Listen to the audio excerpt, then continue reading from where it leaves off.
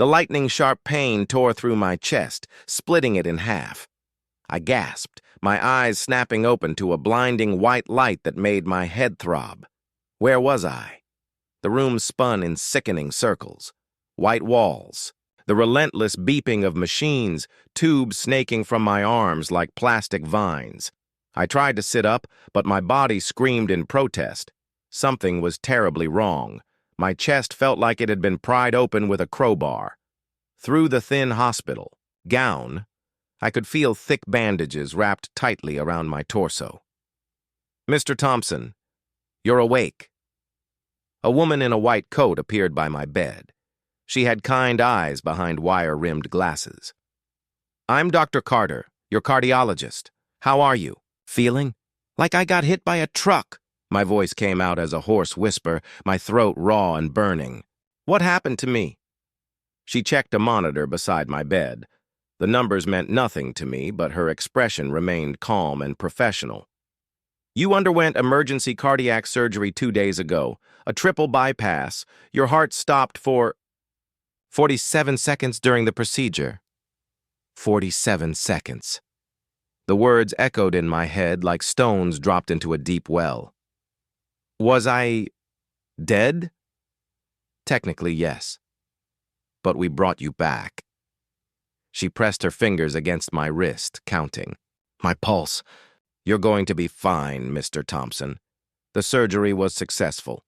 2 weeks in the hospital for recovery, then a gradual return to normal activities. 2 weeks. I looked around the sterile room again. A small window revealed the gray Dallas skyline under cloudy January skies. No flowers on the bedside table. No cards, no sign that anyone knew I was here. A nurse bustled in, checking the IV drip connected to my left arm. She had a warm smile and gentle hands as she adjusted the flow rate. "Mr. Thompson, I'm Jennifer.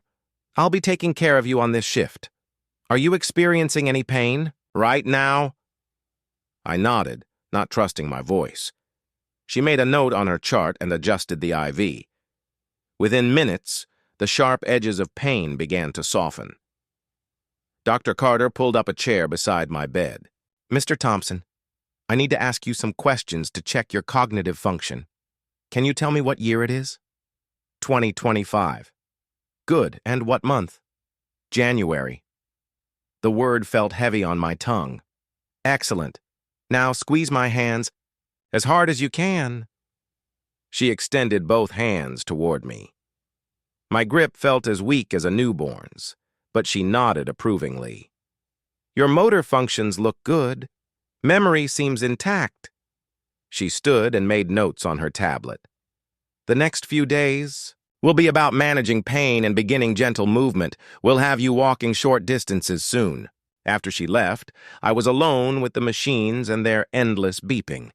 I reached carefully toward the bedside table where someone had placed my belongings. My fingers found my phone. The screen showed dozens of notifications from news apps, email spam, pharmacy reminders. I scrolled down, looking for something else. Messages from family, missed calls from Susan or Scott. Nothing. I checked the family group chat.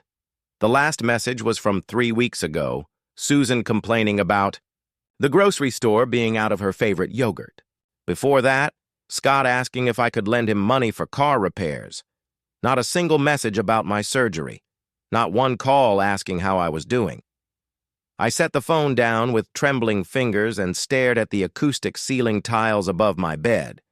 47 seconds of being dead, and apparently no one had even noticed I was gone. Not a single message, not one call. I closed my eyes and let the silence of the hospital room wash over me. The antiseptic smell triggered something deeper. Memories I'd been avoiding for months. It started in the summer of 2020. I was working in the garden behind our Arlington house, planting tomatoes in the heat. The chest tightness came like a band squeezing around my ribs. I gripped the fence post until it passed, telling myself it was just the Texas heat getting to me. "Buford, you're being dramatic again." Susan had called from the back porch, iced tea glass in her hand. "Come inside before you have a stroke out there." I'd laughed it off, "66 years old and still strong as an ox," I told myself. Just needed more water, more rest. But the episodes kept coming. By 2021, climbing the stairs to our bedroom became a mountain expedition. I'd pause on the landing, gripping the banister while my heart hammered against my ribs like it was trying to escape. Susan would already be in bed, watching her evening shows. "You're getting old," she'd say without looking away from the television. "Maybe cut back on those weekend projects." I never told her about the metallic taste that filled my mouth during the worst episodes, or how the world would tilt sideways when I stood too quickly. She had enough to worry about with her book club and charity meetings. Scott was even less helpful. When I mentioned feeling tired all the time, he'd shrug from his position on our living room couch. "Maybe see a doctor, Dad?" "Actually, wait, that's expensive. Try some vitamins first." 28 years old and living in our basement, but he worried about my medical bills affecting his inheritance. The first real attack happened in our kitchen on a Tuesday morning in March 2023. I was making coffee when the pain hit like a sledgehammer to my chest. I grabbed the counter, coffee grounds scattering across the floor as I slid down to the cold linoleum. "Susan?" I called out, but my voice barely carried beyond the kitchen doorway. She found me 10 minutes later, still on the floor, breathing, in short gasps. "Oh, Buford, did you fall?" She helped me to a chair, but her attention was already shifting. "I've got my hair appointment in an hour. Are you okay to drive yourself to the doctor?" I drove myself to the emergency room instead. The young doctor who examined me had concerned eyes and steady hands. "Mr. Thompson, you've had a minor heart attack. We need to run more tests." The tests showed what I'd feared but couldn't admit. Years of chest pain hadn't been aging or stress.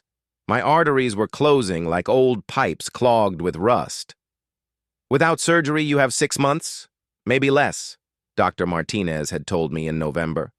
"But with a triple bypass, you could have 10 good years ahead of you." I'd driven home in my old Chevy truck, hands shaking on the steering wheel. 10 good years. The question was whether I wanted to spend them with people who barely noticed when I was dying. The sound of my hospital room door opening brought me back to the present. Nurse Jennifer peeked in, checking on me with that warm smile. "How are you feeling, Mr. Thompson? Need anything for pain?" I looked at my phone again, still showing no messages from my family. "Just thinking about things." She nodded knowingly. Surgery gives people time to think. Sometimes that's good, sometimes not so much. After she left, I stared at the family group chat contact on my phone. My finger hovered over it, hesitating. 2 weeks since surgery, 2 weeks of silence. But maybe they didn't know. Maybe the hospital hadn't contacted them properly. Maybe there was still hope that 45 years of marriage and raising a son meant something. The morning of January 29th arrived crisp and bright through my hospital window. Freedom Day. I packed my few belongings into the old sports bag Susan had brought me years ago for weekend fishing trips. Each item folded carefully. My reading glasses, the paperback novel I'd barely touched, the pajamas that still smelled like home. My chest felt stronger today. The stitches pulled when I moved, but the crushing pain had faded to a manageable ache. Dr. Carter had signed my discharge papers with a smile and instructions to take it easy for the next month. "You're lucky to be alive, Mr. Thompson," she'd said during her final check. "Make the most of this second chance." I checked my phone for the 20th time that morning. Still nothing from Susan or Scott. 2 weeks of complete silence while I fought my way back from the edge of death. Maybe they thought I was still too sick for visitors. Maybe they were planning some kind of welcome home surprise. I'd always been the one who handled medical emergencies in our family, driving Susan to her appendectomy, taking Scott to the emergency room when he broke his arm falling off his bike. They probably just didn't know how to act when I was the patient. I typed out a message in our family group chat. "Hi, everyone. I'm being discharged today and feeling much better. Can't wait to see you all. I deleted it. Too long, too emotional. They'd think I was being needy.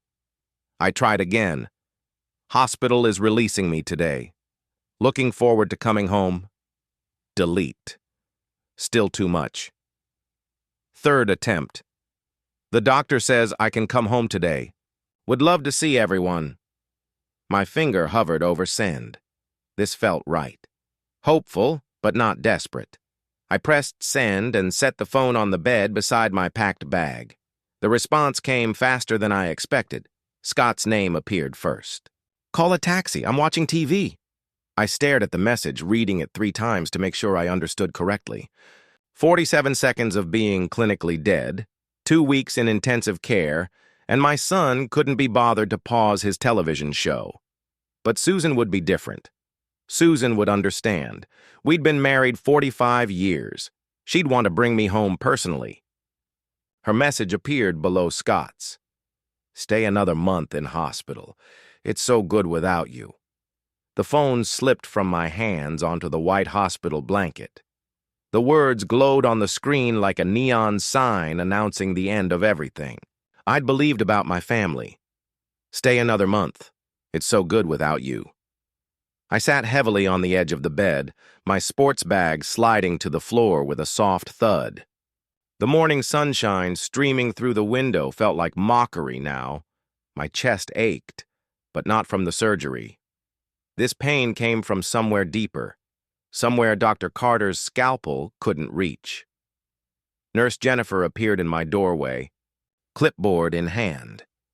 She took one look at my face and stepped inside, closing the door behind her. Mr. Thompson, you look pale. Are you having chest pain? I shook my head, not trusting my voice. She picked up my phone from the bed and glanced at the screen. Her expression shifted from professional concern to something softer, sadder. I'm sorry, she said quietly. Family can be complicated. Complicated. That was one way to put it. Another way was that I'd spent 45 years of my life giving everything to people who saw me as nothing more than a paycheck and a caretaker. People who found my absence more pleasant than my presence. I looked down at my discharge papers spread across the hospital bed. Instructions for medication, follow-up appointments, warnings about avoiding heavy lifting, guidelines for my new life. But as I sat there in that sterile room, reading Susan's words on the screen of my phone, those papers began to look like something else entirely. Not just medical instructions, they looked like freedom. The papers in my hands weren't just discharge instructions anymore. They were evidence of 45 years of being a fool. I walked out of Memorial Hospital on unsteady legs, each step reminding me that I'd almost died and nobody cared. The taxi driver was a weathered Hispanic man with kind eyes. Tough day at the hospital, amigo? Tough 45 years. The words came out before I could stop them. He glanced at me in the rearview mirror as we pulled into Dallas traffic. Surgery? I nodded, settling back against the vinyl seat.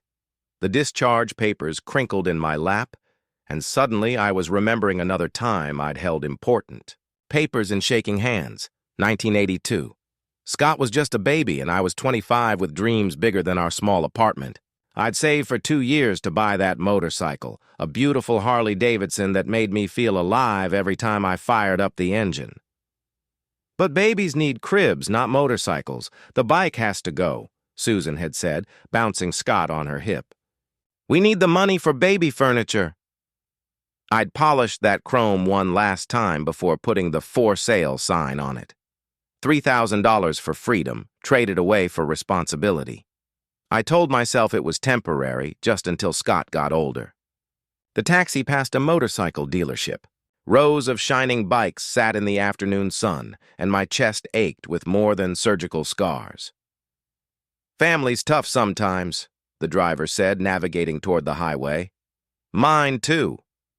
Another memory surfaced. 1995. Susan and I were planning our delayed honeymoon. 15 years late, but finally within reach. Paris in springtime. I'd been saving for months, working overtime at the factory. Then Scott got accepted to college. Europe will always be there, Susan had said, tears streaming down her face as she tore up the travel brochures. Scott's education is more important. 4 years of college expenses. The Paris dreams went into a box with my other postponed happiness. We were passing through downtown now, the glass towers reflecting the gray January sky. I remembered driving the same route in 2003, exhausted from pulling double shifts while Susan stayed home watching her soap operas. "When do I get to rest?" I'd asked her once, collapsing into my recliner after 16 hours at the plant. "When Scott graduates and gets a good job," she'd promised. "Then we'll have time for us." Scott graduated. Then he needed help with rent, then a car loan, then seed money for his graphic design business that folded within 6 months. The business loan memory hit hardest. 2010. I'd signed papers putting our house as collateral while Scott sketched grand plans on restaurant napkins. "This is our ticket, Dad. 6 months, and I'll pay back everything with interest." The business lasted 4 months. I worked 3 more years to pay off that loan. The taxi turned onto familiar Arlington streets, past the elementary school, where I'd coached Scott's little league team while missing my own dreams. Past the park where I'd pushed Susan on swings during our courtship, back when she looked at me like I was her hero instead of her ATM. "You got people picking?" "You up?" the driver asked as we neared my neighborhood. I thought about the text messages still burning in my phone's memory. "Call a taxi. Stay another month. It's so good without you." "No," I said quietly. "I think I'm done being picked up." The house appeared around the corner. White siding, green shutters, the lawn I'd mowed every Saturday for 20 years.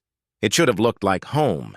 Instead, it looked like a monument to my stupidity. I paid the driver and stood on the sidewalk, looking at 45 years of mortgage payments and maintenance work, all so Susan could have her book club meetings and Scott could have his gaming setup. The driver pulled away, leaving me alone with my thoughts and a house that suddenly felt like evidence of the biggest mistake I'd ever made. I walked toward the front door, keys heavy in my fingers. The house looked different now, not like home, but like evidence. The key turned with a soft click, and I stepped into darkness.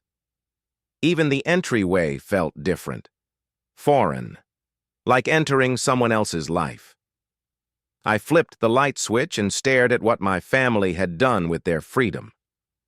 Mail was piled on the small table by the door, unopened bills and advertisements scattered carelessly. Susan's shoes lay where she'd kicked them off beside Scott's muddy sneakers. Nobody had bothered picking up after themselves for weeks. The living room was worse. Scott's gaming setup had exploded across the space like a teenager's bedroom. Energy drink cans formed a pyramid on my coffee table. Pizza boxes stacked beside my recliner, the chair I bought with overtime money 15 years ago. They'd been having parties. I moved slowly through the evidence of their comfort. My absence hadn't caused grief or concern. It had caused celebration. The kitchen told the same story. Dishes piled in the sink, takeout containers filling the trash. The refrigerator held expensive wine and premium ice cream, luxuries they'd bought while I was fighting for my life. But my study was the final insult. They'd turned it into storage. Boxes of Susan's craft supplies covered my desk. Scott's old computer equipment was stacked on my bookcases. Dust had settled over the family photos I'd arranged so carefully on my shelves. 47 seconds. I'd been dead for 47 seconds, and they'd used my personal space as a closet. I sat heavily in the one chair they hadn't covered with their belongings. The combination to my safe was still burned into my memory. Scott's birthday. How fitting. The safe opened with a soft mechanical whisper. Inside, my will sat in its blue legal folder, right where I'd left it months ago. I pulled it out with steady hands and read the provisions I'd crafted so carefully. To my beloved wife, Susan Thompson, the house and all personal property. To my son, Scott Thompson, all financial assets, including... I laughed bitterly. The sound echoing in my violated study. The woman who told me to stay in the hospital another month because it was so good without me. My son, the 38-year-old man who couldn't pause his television show to pick up his dying father. I walked to the family photos on my dusty shelves. Wedding pictures showed a young couple full of hope. Scott's baby pictures captured innocent smiles and tiny hands reaching for the camera. Vacation photos documented trips I'd paid for, but barely enjoyed, always worried about the cost. In every picture I was smiling, the provider, the protector, the fool. I opened my phone and searched Estate Attorneys Dallas. The screen filled with law firm names and phone numbers. Professional people who understood that wills could be changed. That inheritance was a privilege, not a right. Jonathan Hale and Associates appeared at the top of the list. Experienced in estate planning and charitable giving. Perfect. I looked around my study one more time, at the boxes covering my desk, at the dust on my personal belongings, at the evidence of my family's disrespect. Then I looked at the will in my lap. Tomorrow, I would call Mr. Hale. Tomorrow, I would fix the biggest mistake of my life. Tonight, I would plan exactly how to give my family what they deserved. Nothing.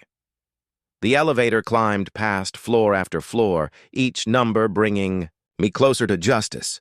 15 floors up in this downtown Dallas high-rise, Jonathan Hale waited with the power to rewrite my family's future.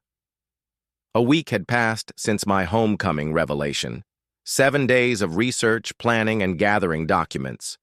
I'd found the American Heart Disease Foundation online, a charity that helped families during cardiac emergencies, people who actually valued the gift of life.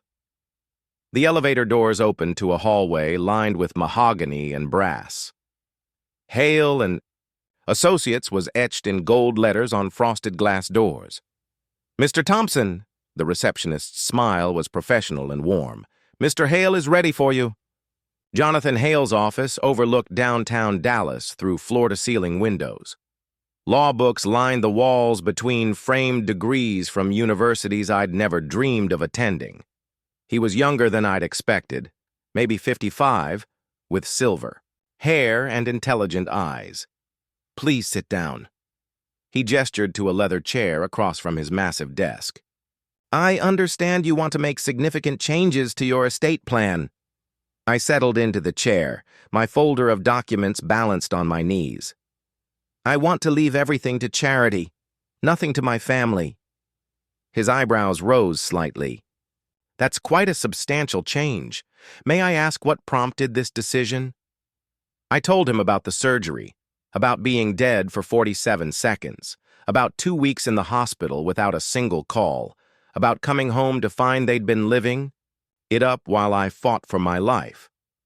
Hale listened without interruption, taking notes on a yellow legal pad. Mr. Thompson, I have to ask, are you making this decision while you're angry? Sometimes after a medical crisis, I've had a week to think about it. I opened my folder and pulled out printed emails, bank statements, medical records. This isn't anger, this is clarity. He reviewed my documents carefully. You're quite thorough. The American Heart Disease Foundation is an excellent choice. They provide housing for families of cardiac patients, fund research, support recovery programs. People who appreciate the value of life, I said. Unlike my family, we could structure this as a charitable remainder trust. You'd retain lifetime use of your home, receive a small monthly income, and upon your death, everything transfers to the foundation. Perfect. I could live comfortably while knowing my family would inherit exactly what they'd intended. They're adults. Time they learned to support themselves. Hale studied me for a long moment. Very well. This will take about an hour to draft properly. Are you certain about this course of action? I thought about Scott's message. Call a taxi, I'm watching TV. About Susan's words, "Stay another month, it's so good without you. I've never been more certain of anything in my life." The next hour passed in a blur of legal language and document preparation. Hale's secretary brought in witnesses, two paralegals who didn't know me from any other client changing his will. "This revokes all previous wills and codicils," Hale explained as he laid the documents before me. "Upon your death, your home and all assets transfer to the American Heart Disease Foundation. You retain lifetime residence rights and a modest monthly stipend." I read every word twice. No mention of Susan, no provision for Scott, just clean. Legal language that would transform my family's comfortable assumptions into a very different reality. The signing ceremony was surprisingly simple. 3 signatures, 2 witnesses, 1 notary stamp. 45 years of supporting an ungrateful family, erased with black ink on white paper. "I'll contact the foundation this week," Hale said, handing me certified copies. "They'll want to meet with you, discuss the media announcement possibilities." Media announcement, I like the sound of that. Public recognition for charity, public embarrassment for my family. "The foundation offices are in this building," he continued. 12th floor. Their media coordinator, Rebecca Mills, is excellent at handling these kinds of stories. I stood to leave, the certified copies safely tucked in my jacket pocket. At the door, Hale shook my hand with genuine respect. "You're giving a generous gift, Mr. Thompson. The foundation helps hundreds of families every year." "Families who deserve help," I replied. "Unlike mine." The hallway seemed brighter as I walked back to the elevator. Behind me, Hale's office held the machinery of justice. Ahead, the foundation offices waited with the power to turn private satisfaction into public vindication. The foundation offices were just 3 floors down. Time to turn private justice into a public message. The elevator opened to reveal a bright reception area decorated with heart health posters and success stories from grateful families. "Mr. Thompson." Rebecca Mills emerged from a corner office, all business efficiency and warm smile. "I'm Rebecca Mills, media coordinator. Thank you for choosing our foundation." Her office walls displayed awards and framed newspaper clippings about successful fundraising campaigns. This woman understood the power of a good story. "Please sit down." She gestured to a comfortable chair across from her desk. "Your attorney mentioned you want to make your donation public. Tell me about your situation." I explained everything: the surgery, the 47 seconds, the hospital abandonment, the cruel text messages. Rebecca listened intently, taking notes on a yellow pad. "This is powerful," she said when I finished. "Your story could save hundreds of lives. People need to understand how vital family support is during a medical crisis. If my pain helps someone else, then it's worth it." She picked up her phone and dialed. "Channel 8. This is Rebecca Mills at the Heart Foundation. I have a story for you. A local man is donating his entire estate after his family abandoned him during heart surgery." The conversation lasted 10 minutes. Rebecca's eyes lit up as she talked. "They can have a crew at your house this afternoon. Perfect timing. Heart Disease Awareness Week starts Monday." The morning flew by in preparation. Rebecca coached me on key messages: the importance of family support, the foundation's mission, the reality of cardiac recovery. But most importantly, she wanted me to tell the truth about my family's abandonment. "Don't hold back," she advised. "People respond to authentic emotion. Your story will touch hearts and save lives." By noon, we were at Channel 8's studio downtown. The news producer, a sharp woman named Jennifer, understood immediately why this story mattered. A man gives away his house after family texts him to stay in the hospital longer. Jennifer shook her head. "This is going to resonate with viewers." The studio interview went smoothly. Bright lights, professional cameras, questions I'd practiced with Rebecca. The interviewer, David Martinez, had the perfect blend of sympathy and journalistic precision. "Mr. Thompson, what went through your mind when you read those text messages from your family?" I realized that love should be mutual, I replied steadily. Gratitude is a choice, not an obligation. For 45 years, I chose to put my family first. When I needed them most, they chose differently. Why donate specifically to heart disease research? They saved my life when my heart stopped for 47 seconds. My family didn't seem to care whether I lived or died. After the studio interview, the crew followed me home to Arlington. Neighbors peeked from behind curtains at the house that would soon belong to the foundation. Inside, David asked more personal questions while the camera rolled. We sat in my living room, the same room where Scott had expanded his gaming setup during my hospitalization. This is where you recovered after coming home from the hospital? This is where I discovered they'd been living comfortably without me, having parties, ordering expensive food, using my study for storage. The camera panned across family photos on the mantel, wedding pictures, Scott's graduation, vacation memories, all funded by my sacrifices, all witnesses to my wasted devotion. Do you have any regrets about this decision? I looked directly into the camera. My only regret is that it took me 68 years to understand my own worth. The crew finished filming by late afternoon. David shook my hand with genuine respect. This will air tonight at 6. I expect it'll get picked up by other stations too.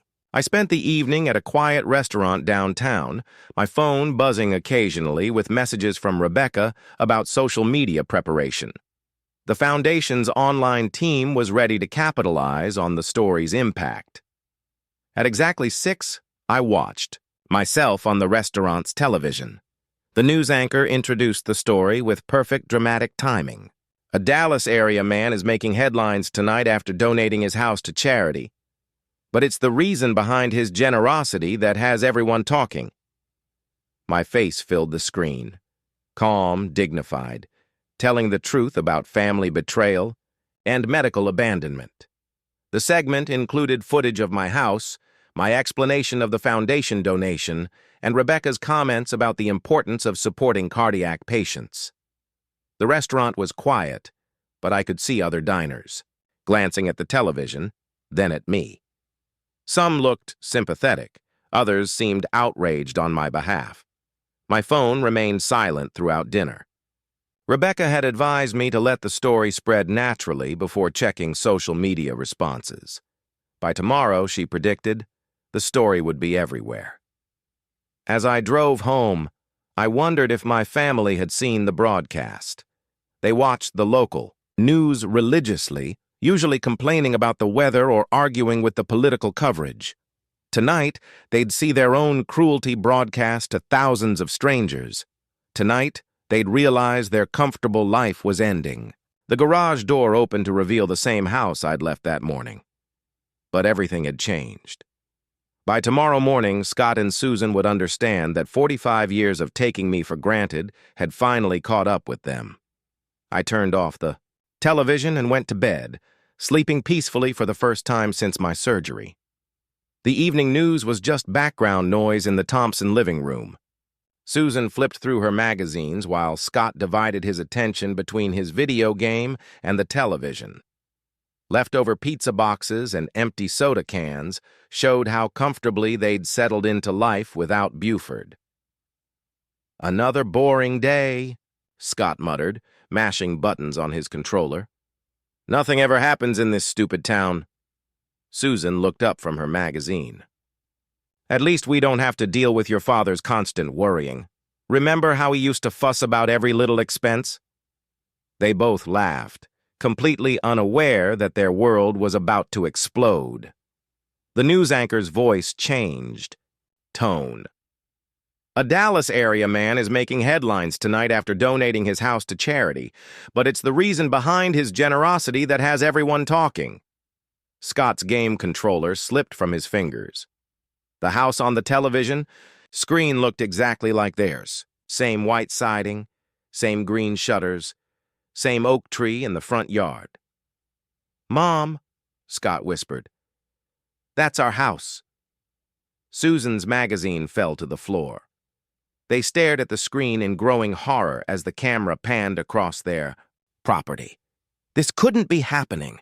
This had to be some mistake. Then Buford's face filled the screen. "Oh my God!"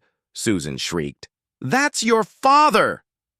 They listened in stunned silence as Buford explained his situation to the interviewer. Heart surgery, clinical death for 47 seconds, family abandonment at the hospital. "When I asked my family to pick me up from the hospital," Buford said calmly, "my son told me to call a taxi because he was watching television. My wife said I should stay another month because it was so good without me." Scott's face went white. Those were his exact words. Susan covered her mouth with both hands, recognizing her own cruel message broadcast to the entire Dallas area. "This is impossible!" Susan screamed at the television. "He can't do this! That's our house!" The news segment continued with Buford explaining his decision to donate everything to the Heart Disease Foundation. No mention of family inheritance, no provision for Susan or Scott. "Call him!" Susan grabbed Scott's arm, shaking him. "Call him right now!" Scott fumbled for his phone, hands trembling as he dialed his father's number. The call went straight to voicemail. "Dad, it's Scott. We just saw the news. What are you doing? Call us back immediately." Susan snatched the phone and tried. Herself. Again, voicemail. "Buford Thompson, this is your wife. You call me back this instant. This is insane." They called repeatedly for the next hour. After the 10th attempt, Buford's phone stopped ringing entirely, going directly to voicemail every time. Meanwhile, the story was exploding on social media. Scott's Facebook feed filled with shares of the news segment. Friends and neighbors were commenting, recognizing their house, expressing outrage at the family's behavior.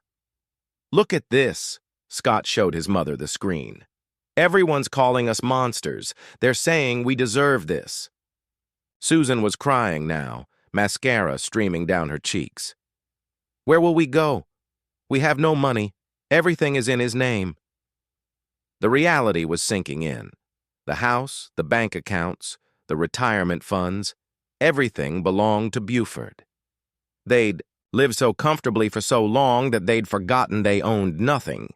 By 10 hours, they'd left 67 voicemails and sent dozens of increasingly desperate text messages. Buford wasn't responding to any of them. "He's lost his mind," Scott said, pacing frantically around the living room. "The surgery damaged his brain. He doesn't know what he's doing." "Or maybe he knows exactly what he's doing," Susan whispered, staring at the phone in her hands. "Maybe this is revenge." They spent the rest of the evening trying to process the magnitude of their situation. No income, no savings, no property. Scott had never held a real job, and Susan hadn't worked in 30 years. "What do we do?" Scott asked his mother around midnight. "How do we fix this?" Susan wiped her eyes and looked around the living room, at Scott's expensive gaming equipment, at her designer magazines, at the comfortable life they'd built on Buford's sacrifices. "We wait for him to come home," she said grimly, "and we make him understand that family is family no matter what." They positioned themselves in the living room where they could see the driveway. Susan made coffee to stay awake. Scott charged his phone to keep calling. Neither of them slept that night.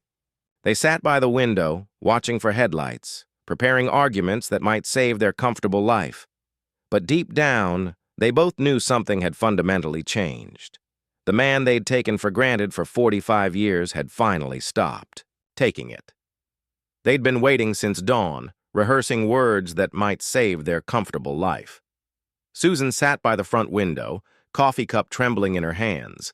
Scott paced behind her, phone clutched like a weapon he didn't know how to use. The sound of Buford's key in the lock made them both freeze. This was it, their chance to fix the disaster they'd created. Buford stepped through the door at 8:30, unhurried and calm. He found them blocking his path to the kitchen, their faces desperate and determined. "Dad!" Scott stepped forward aggressively. What is this madness? We're your family. Buford removed his jacket slowly, hanging it on the hook by the door. Family? His voice was conversational, almost pleasant. When I was in the hospital fighting for my life, did either of you call even once? We were busy, Susan's voice cracked with false indignation. You know how hard it is to manage everything without you. So hard that you told me to stay another month in the hospital. Buford's tone remained steady, but his eyes were ice cold. Because it was so good without me. Scott's prepared arguments crumbled under his father's calm stare. That was a joke. We didn't. Mean it seriously? 67 phone calls last night, Buford observed, walking past them toward the kitchen. Funny how you can find time to call when your inheritance is threatened. They followed him like desperate satellites, talking over each other in their panic. Dad, please listen to reason. Buford, you're not thinking clearly. The surgery affected your judgment. We love you. We've always loved you. Buford filled the coffee maker with methodical precision, ignoring their increasingly frantic pleas. When Susan grabbed his arm, he looked down at her hand with such cold detachment that she immediately let go. You have 24 hours to leave this house, he said quietly. The words hit them like physical blows. Susan staggered backward. Scott's face went white. Where will we go? Susan's voice was barely a whisper. We have no money. That's no longer my problem. Buford's complete emotional detachment was more terrifying than any anger would have been. This wasn't the man who'd spent 45 years putting their needs first. This was someone entirely different. You can't do this! Scott's voice rose to a shout. I'm your son! This is my home! Your home? Buford turned to face him directly. When did you last pay a mortgage payment? A utility bill? When did you contribute anything besides dirty dishes and demands for money? Scott opened his mouth, but no words came. The truth was too obvious to deny. Susan tried a different approach, forcing tears. Honey, I know we made mistakes, but 45 years of marriage has to count for something. It did count, Buford replied, pouring his coffee. It counted for everything, until you showed me exactly how little I meant to you. We can change. Susan's desperation was palpable. Now, we'll be different. We'll appreciate you. For how long? Until the next time you need something? Until I'm too old and sick to be useful? Buford shook his head. I'm 68 years old. I don't have time to wait for you to become decent people. He walked to the kitchen table and sat down with his coffee, opening the morning newspaper as if they weren't there, screaming at him. The foundation will take possession next month, he said without looking up. You have until then to find somewhere else to live. Scott slammed, his hand on the table. This is our house, too. Check the deed, Buford replied calmly. Check the bank accounts. Check any legal document you can find. Everything is in my name because I earned it while you lived off my labor.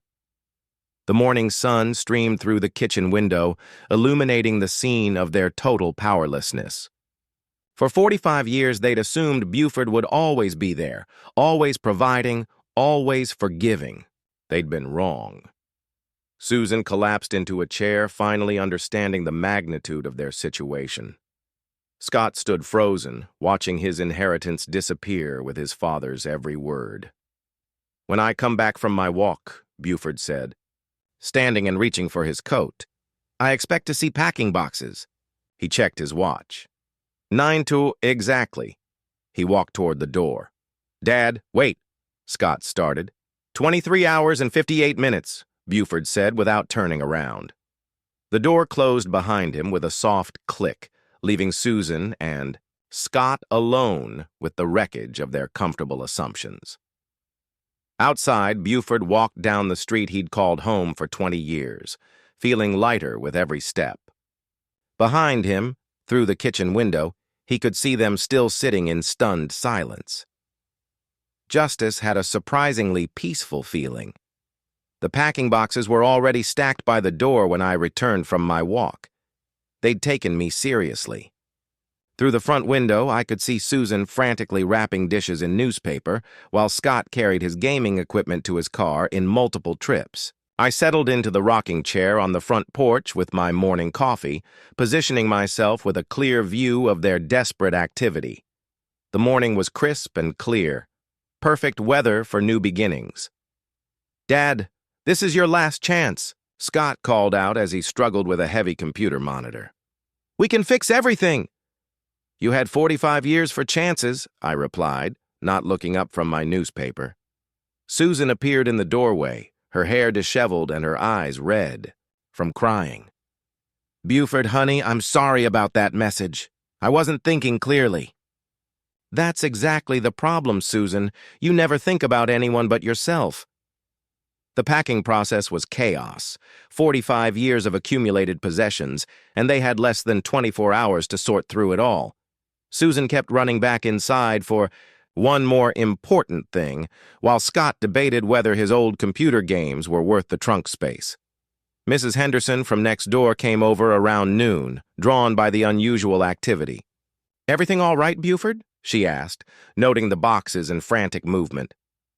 "Just some family changes," I said pleasantly. "Nothing to worry about." She nodded politely, but her curious glances suggested she'd seen the news. Coverage.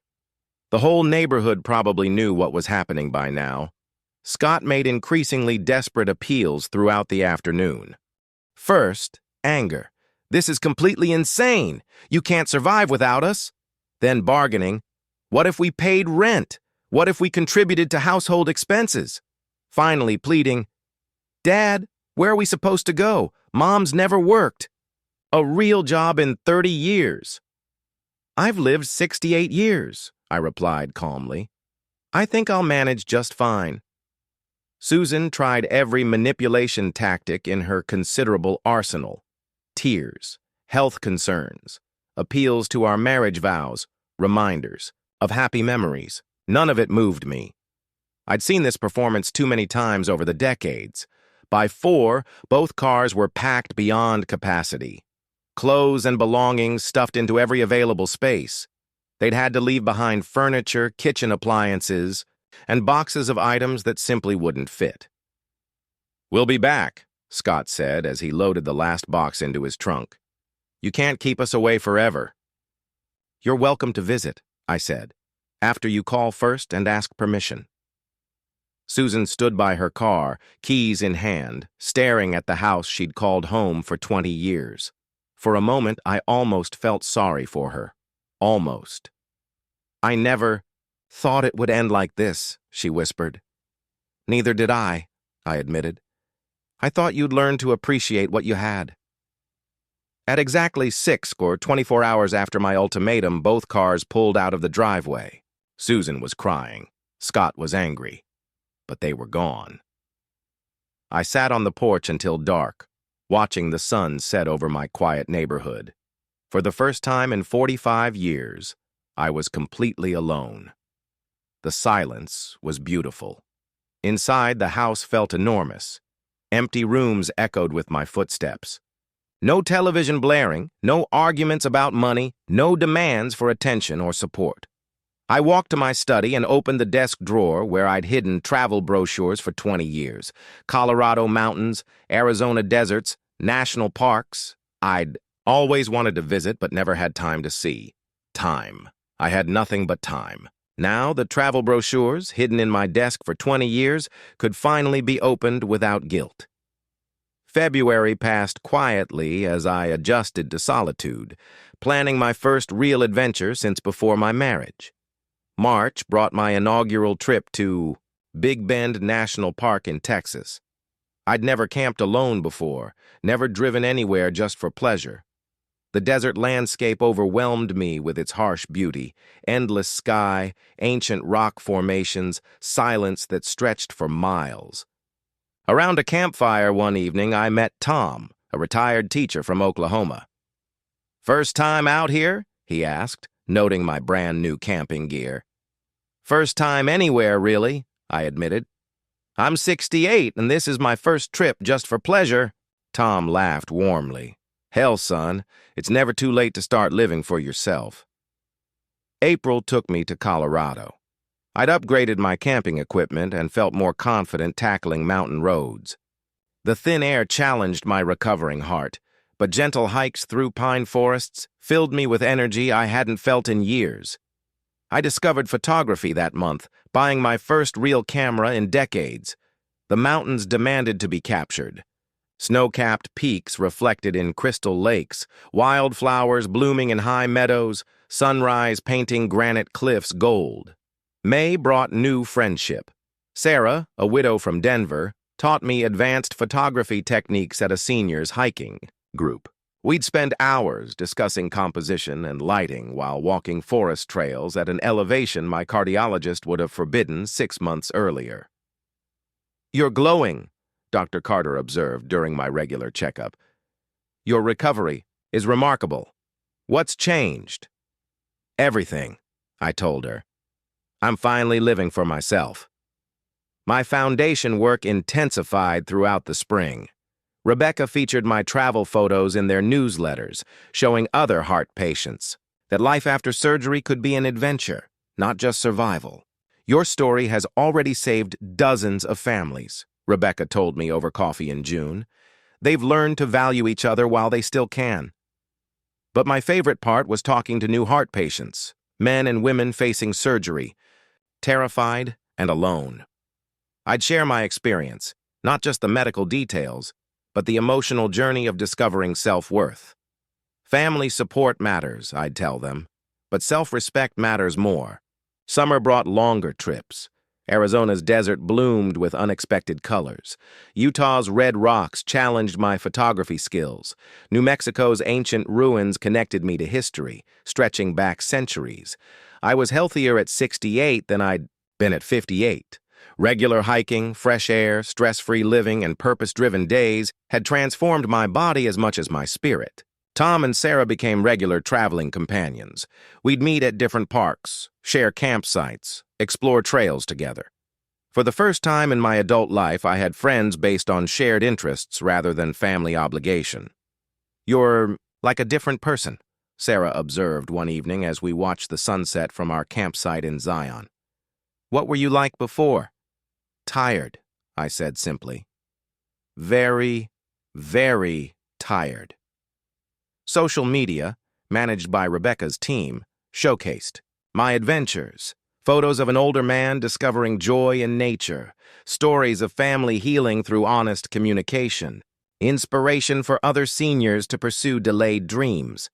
Comments poured in from around the world, heart patients sharing their own family struggles, adult children recognizing themselves in Scott's behavior, spouses understanding Susan's patterns of taking devotion for granted. July ended with my returning to Arlington, not because I had to, but because I chose to. The house felt welcoming now, my sanctuary rather than my prison. I was reviewing photos from Colorado in my favorite coffee shop downtown when a shadow fell across my table. I looked up to see a familiar figure standing uncertainly nearby. Scott stood there, hesitant, looking different somehow, cleaner, more adult. His usual gaming attire had been replaced by business casual clothes, and his posture suggested someone who'd learned to carry responsibility. "Dad," his voice was uncertain, "could I sit down for a minute?" I gestured to the empty chair across from me, curious about this transformation. 6 months had passed since the eviction, and my son looked like he'd aged 5 years, in a good way. "You look well," he said, settling into the chair, tanned, healthy. "Travel agrees with me." I closed my photo album but didn't put it away. "How are things, Scott?" "Different."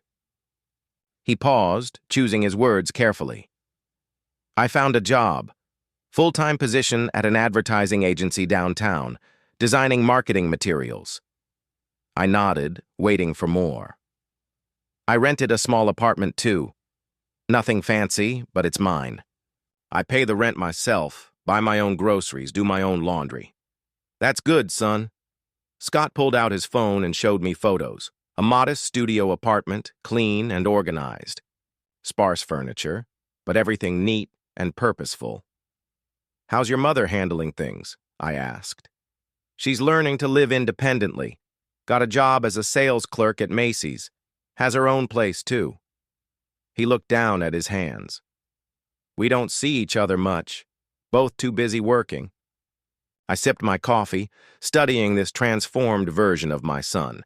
The entitlement was gone, replaced by something resembling humility. Dad, I'm not asking for forgiveness, he said suddenly. I'm not asking to move back home or for money or for you to change your will back. This surprised me. What are you asking for? A chance to prove I've changed. Maybe we could have coffee sometimes, like this, if you want to. I showed him a few photos from my Colorado trip.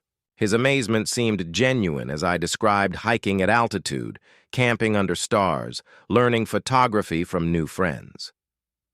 I never knew you wanted to do any of this, he said softly. I never had the chance to find out myself. Scott nodded, understanding more than I'd expected. I've been thinking a lot about that, about how much of your life you gave up for us, how we just took it for granted. The foundation work keeps me busy too, I said, showing him a newsletter featuring my story, helping other families avoid our mistakes. Are we a cautionary tale now? We're a learning opportunity for everyone involved. We talked for another hour. Scott shared details about his job, deadlines, difficult clients, the satisfaction of earning his own paycheck. He showed genuine interest in my travels, asking about places I'd been and where I planned to go next. I understand if you don't want a relationship, he said as we prepared to leave. I understand if trust needs to be rebuilt slowly, but I wanted you to know that I get it now. What we did to you, how wrong it was. I walked with him to the parking lot. He had an older sedan, nothing fancy, but clean and well-maintained. Evidence of responsibility. Scott, I said as he reached for his car door, maybe we could do this again in a month or so. His smile was cautious but hopeful. I'd like that. No promises about anything else, I clarified. I'm not changing my will back. I'm not looking for a traditional father-son relationship, but maybe we can build something new, something healthier. I understand, he said. And Dad, I'm glad you're happy. Finally.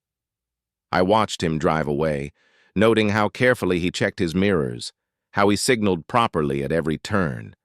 Small things, but they suggested someone who'd learned to pay attention to details. The afternoon sun was warm on my shoulders as I walked to my own car. Tomorrow I was planning a trip to Arkansas, exploring the Ozark Mountains. Next month, maybe Maine for fall foliage photography. My phone buzzed with a text from Tom. Sarah found a great campsite in Utah for October. You interested? I typed. Back. Absolutely. Send me the details. 6 months ago, I'd been a dying man ignored by his family. Today, I was alive, healthy, and surrounded by people who chose to be in my life rather than people who felt obligated. The difference, I'd learned, was everything. I drove home through Arlington's familiar streets, past the coffee shop where Scott and I had just shared an honest conversation, past Mrs. Henderson's house where she waved from her garden, past the Heart Foundation office where Rebecca was planning next month's awareness campaign.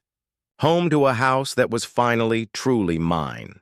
Home to a life I'd built for myself. One careful choice at a time. Some stories end with grand gestures and dramatic reconciliations.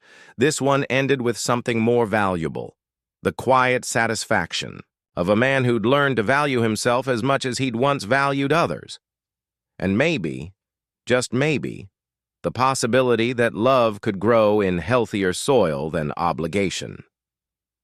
The sun was setting as I pulled into my driveway, painting the sky, the same colors I'd photographed in Colorado.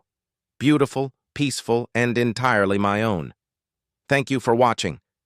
Take care. Good luck.